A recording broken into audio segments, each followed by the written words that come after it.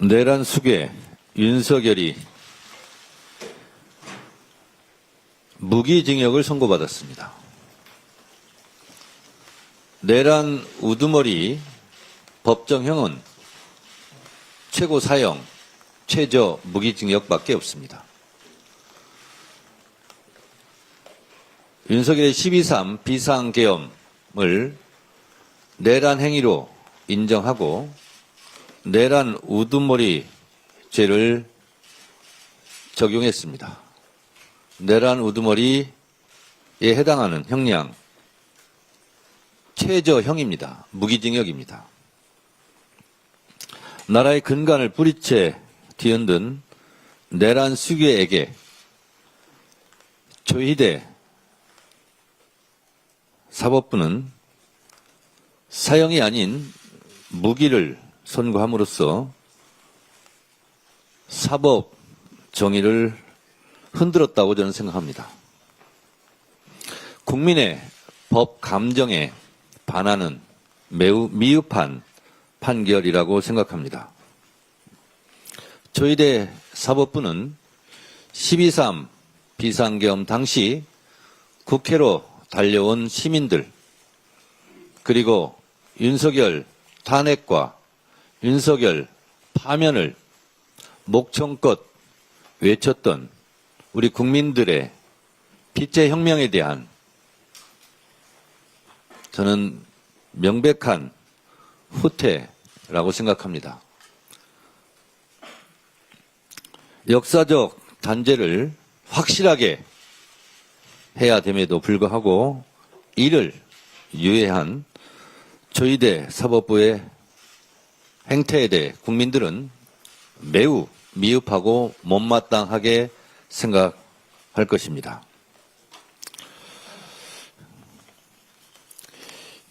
이진관 재판부에서는 내란에서 사망자가 발생하지 않았고 내란 행위 자체는 몇 시간 만에 종료되기는 했다. 이는 무장한 계엄군의 맨몸으로 맞서 국회를 지킨 국민들의 용기에 의한 것이고 결코 12.3 내란 가담자에 의한 것이 아니다. 라고 분명히 말했습니다.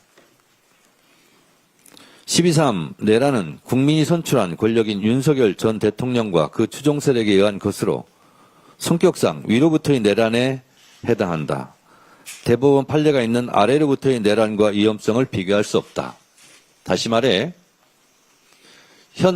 현직 대통령직에 있으면서 내란을 저지른 것은 대통령직에 없었던 전두환의 내란 행위에 비해 훨씬 더 그 피해가 크다라는 것을 분명히 한 것이고 국민이 선출한 권력자가 헌법을 위반할 때 민주주의에 대한 신념 자체가 뿌리채 흔들린다라고 말했습니다.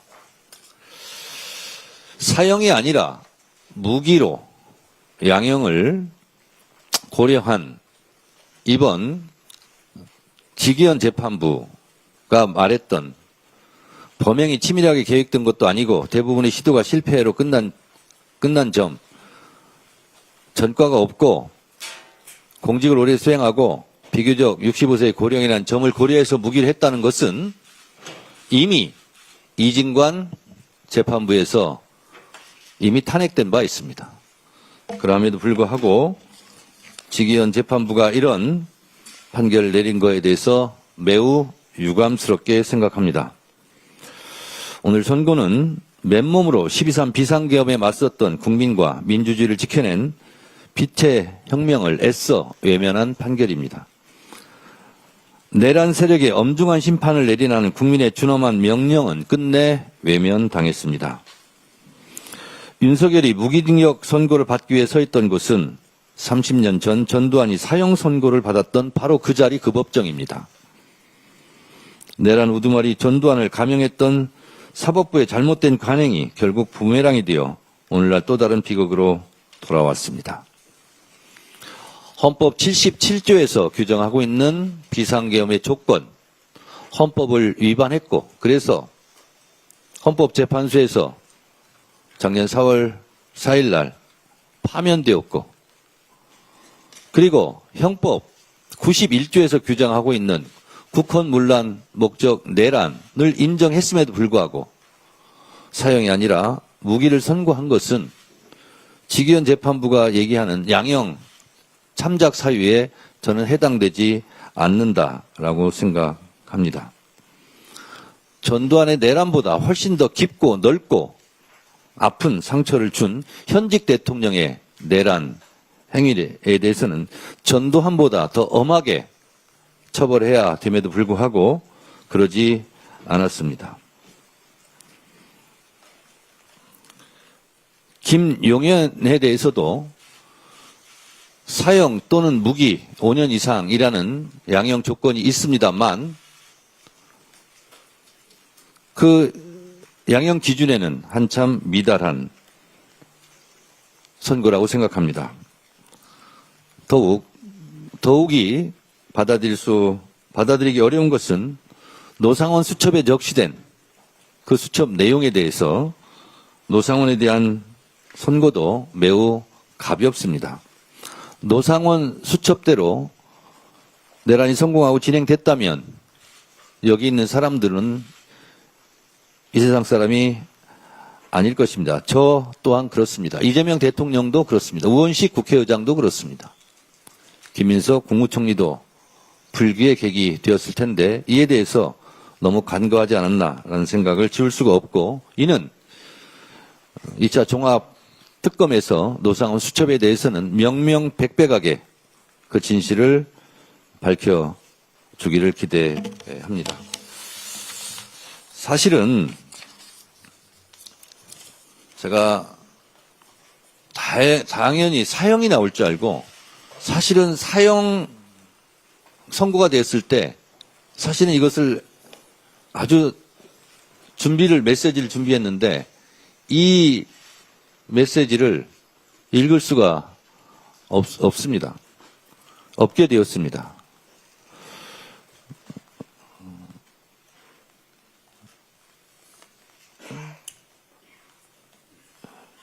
읽지 못한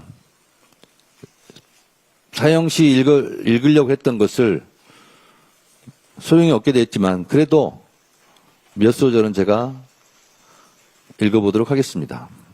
2026년 2월 19일 윤석열이 내란 혐의로 사형을 선고받았습니다. 대한민국의 정의가 살아있음을 증명한 사필 규정의 판결입니다. 로 시작합니다. 국민의 평온한 일상만큼 소중한 것은 없습니다. 윤석열의 사형 선고는 미래를 위해 지금 우리가 남은 정의로운 유산입니다. 정직하고 성실한 삶에 드리운 작은 보상입니다. 이렇게 시작하는 메시지를 읽을 수 없게 되었습니다. 그리고 마지막 부분에 2025년 4월 4일 헌법재판소에서 윤석열을 파면하던 당시 저는 헌법의 적을 헌법으로 민주주의의 적을 민주주의의 힘으로 파면해 주신 국민 여러분께 감사드린 바 있습니다. 헌법의 이름으로 윤석열을 파면했고 형법의 이름으로 사형을 선고함으로써 사법정의를 바로 세웠습니다. 어떤 누구라도 국민의 기본권 민주주의를 침범할 수 없다는 것을 법의 정의로 심판했습니다. 라고 준비를 했었습니다. 이것이 현실이 되었으면 얼마나 좋았겠습니까? 그렇지만 아직 2심 또 대법원까지 남아있는 만큼 우리는 긴장의 끈을 놓지 않겠습니다. 대법원 확정 판결까지 불꽃 같은 눈동자로 감시할 것입니다. 내란의 티끌 하나까지 법의 심판대에 모두 세우고 우리 곁에서 우리를 괴롭혔던 과거와 결별할 것입니다. 우리는 시민의 힘, 빛의 혁명으로 민주주의를 지켜냈습니다. 오늘 국민들이 오늘과 다름없이 내일을 꿈꿀 수 있도록 국민의 일상을 지키고 하루하루 행복을 쌓아 올리겠습니다. 지금 읽어드린 내용은 사형이든 무기징역이든 제가 꼭 하고 싶었던 그런 말씀. 국민 여러분, 오늘 윤석열에 대한 단죄가 국민들의 열망만큼 이루어지지 않았다 할지라도 결코 우리는 사법 정의, 헌법과 민주주의 수호에 대한 정신을 그 끈을 놓을 수는 없습니다. 여러분, 더불어민주당은 2차 종합특검을 통해서 노상원 수첩의 진실도 밝혀내고 윤석열이 내란 수개가 법정 최고형을 받을 수 있도록 끝까지 최선을 다하겠습니다.